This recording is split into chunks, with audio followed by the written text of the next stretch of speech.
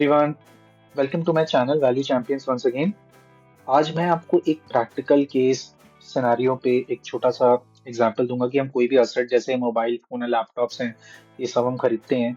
तो आपको सपोज करिए असेट जैसे मैंने यहाँ पे लिया 84,500 का, ये आपको बहुत कम कॉस्ट करेगा। फाइनल कॉस्ट उसकी बहुत मतलब जो आपको नेट कॉस्ट पड़ेगी ना, वो बहुत कम पड़ेगी अगर हम सही सही बेनिफिट्स लेके जाए। मैं आपको दिखाऊंगा बेनिफिट्स कैसे लेने हैं। ठीक है। उसके लिए हमें कुछ चीजें याद रखनी पड़ेंगी। तो चलिए स्टार्ट करते हैं एक बारी। सपोज करिए मैंने कोई मोबाइल फोन या लैपटॉप ही परचेज किया है, राइट, जिसकी life as per GST law 5 साल है। तो life as per GST law वैसे भी 5 साल ही लेते हैं वो। ठीक है। और हुआ क्या है कि हमने उसे 4 साल के लिए यूज किया और रिमेनिंग लाइफ 1 ईयर फिर हमने नहीं यूज किया, ऑब्वियसली में 4 साल के एंड में उसको बेच दिया। ठीक है। अब सपोज करिए वो असेट था 84,500 का। मैं मान के चलता हूँ कि इसका 18% जीएसटी होगा। तुम्हारे पास सिंपल प्राइस एक्सक्लूडिंग जीएसटी कितना आ गया? 71,610। ये वो वैल्यू है जिसपे मैं अपना डेप्रिसिएशन एंड ऑल कैलकुलेट करूंगा। ठीक है। अभी मैं उसको बताऊंगा कि आप इस पे भी कैसे अपना टैक्स सेविंग आगे कर सकते हैं। ठीक है। तो जो हमारा नेट जीएसटी अमाउंट आया ना, वो 12,890 आया। अब ये 12,890 का बेनिफिट 5 साल के लिए, अगर हम 5 साल के लिए यूज करते हैं इसको, मतलब हमारी एसेट की लाइफ एज पे जीएसटी ला 5 साल है और 5 साल के लिए हम पूरा यूज करते, तो ये इनपुट हमें मिलता, ये वो इनपुट है। राइट। बट हमने क्या किया, हमने 4 साल बाद ही उसको बेचने का फैसला लिया। राइट। सो आफ्टर 4 इयर्स मैंने देखा कि मुझे मार्केट वैल्यू मिलती है 26,500 रुपए। तो अब यहाँ पे सबसे ज्यादा एक चीज ध्यान रखने की होती है जो लोगों को नहीं पता भी नहीं होती है, एंड ये थोड़ा सा एक कंप्लायंस की कमी रह जाती है यहाँ पे, कि कभी भी आप कोई भी असेट ऐसे खरीदते हैं और उसको और इनपुट भी अवेल कर चुके हैं आप उसके ऊपर, और आपने कहा कि हम 4 साल बाद बेच देंगे जबकि 5 साल की उसकी life as per GST law, तो वो 1 साल का बेनिफिट आपको पर्टेन टू नहीं होना चाहिए। That benefit of 1 year should not pertain to ये, बिकॉज आपने यूज ही नहीं किया आपने लास्ट 1 ईयर के लिए।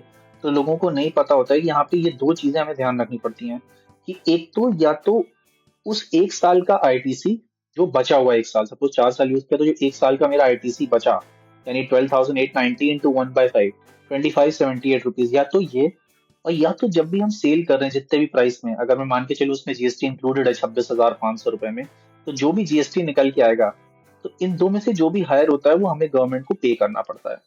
ये लोगों को नहीं पता होता है। लोग 3-4 साल यूज भी करते हैं, उस 5 साल के पहले उसको बेच भी देते हैं, इनपुट भी ले लेते हैं, और इनपुट इस तरह से रिटर्न, मतलब जो भी हमारा इनपुट पेबल बनता है, अ, अगर हम 3 या 4 साल में बेचते हैं उसके बाद जो भी इनपुट वो नहीं पे करते हैं गवर्नमेंट को, तो वो तो चांस ही बात है, अगर स्क्रूटनी में आता है तो ठीक, अदरवाइज नॉट।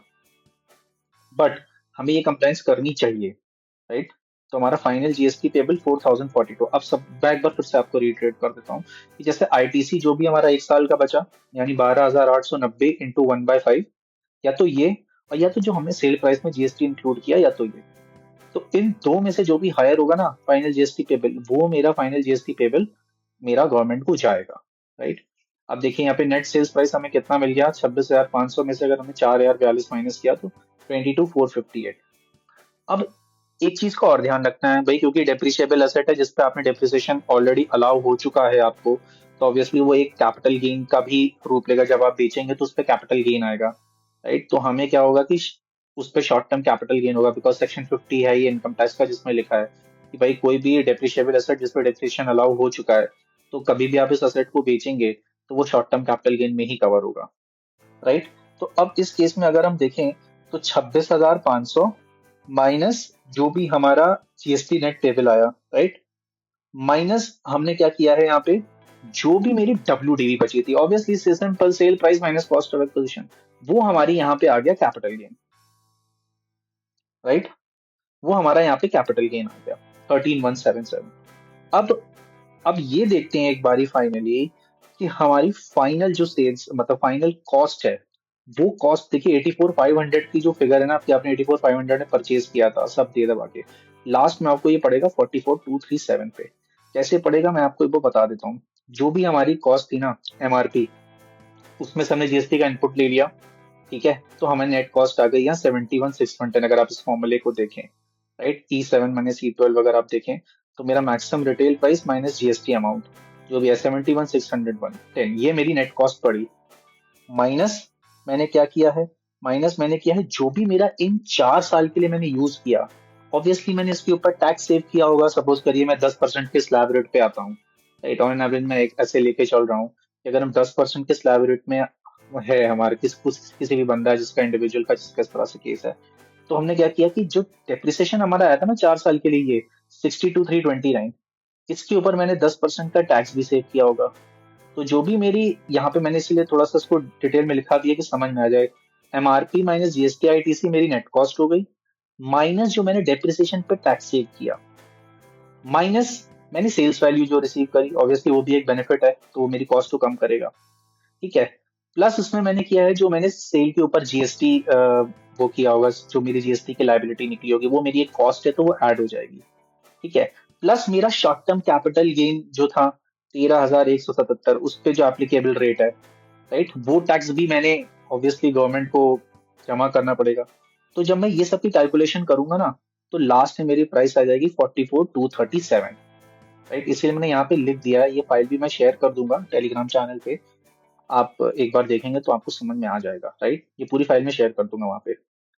अच्छा, इसमें एक चीज और बड़ी अच्छी है, मैंने वो चीज नहीं ली थी, अभी मैंने लास्ट में इसको लिखा है, वो है कैशबैक इंसेंटिव। ये मैंने इसलिए लास्ट में लिखा है 6,000 रुपये, बिकॉज सबके पास अब जैसे एचडीएफसी बैंक है वो अपने डेबिट कार्ड पे 6,000 के कैशबैक देते हैं, राइट। बट जरूरी नहीं है कि सब लोग अवेल करें, राइट। पर जिनके पास है वो अवेल करेंगे तो उनकी कॉस्ट और कम हो जाएगी। तो लास्ट में आप देखिए कि 84,500 का एक प्रोडक्ट है at maximum retail price in the market, that is coming to me costing around 44,237 rupees.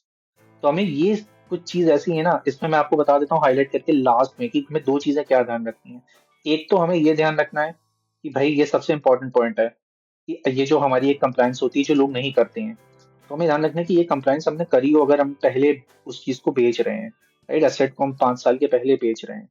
तो ये चीज हमारी दो चीजें ऐसी हैं जो हमको बिल्कुल ध्यान होनी चाहिए। इनमें से जो भी हायर अमाउंट होगा ना वो मेरा जीएसटी में जाएगा पे होके, राइट। और दूसरी चीज क्या है कि अगर हम obviously net effective cost calculate करें तो हमें कैपिटल गेन का इफेक्ट भी लेना पड़ेगा, राइट। ऐसे बहुत जगह आपको मे भी हो सकता है वीडियोस मिले जहाँ पे इसका इफेक्ट ना लिया हो, वो कोई दिक्कत नहीं है। बट यहाँ पे मैंने सारी कॉस्ट कैलकुलेट करके ये नेट इफेक्टिव कॉस्ट मैंने लिखा है ना फाइनल कॉस्ट, तो ये 44,237 आपकी आएगी। और किसी ने अगर कैशबैक का इंसेंटिव भी लिया उसको बाद में आता हो तो obviously it will cost him cheaper, तो 38,237 आ जाएगा उसका फाइनल कॉस्ट। तो ऐसे ही अभी मैंने मोबाइल फोन लैपटॉप्स के ऊपर एक बार आपको बताया, बिकॉज जनरली आजकल थोड़ा ट्रेंड है से एप्पल एंड ऑल सब खरीदने का, बिकॉज वो प्रोडक्ट्स काफी कॉस्टली हैं, तो आप उस पर अपनी कॉस्ट कैसे कम कर सकते हैं ये मैंने आपको इस वीडियो में बताया है। और वीडियो अगर अच्छी लगी तो आप सब्सक्राइब करें, मैं ये फाइल लिंक शेयर कर दूंगा, तो देन यू कैन पुट जो भी क्वेश्चन हो आपका कमेंट्स में डाल दीजिएगा। तो सब्सक्राइब जरूर करें, लाइक जरूर करें। Thank you.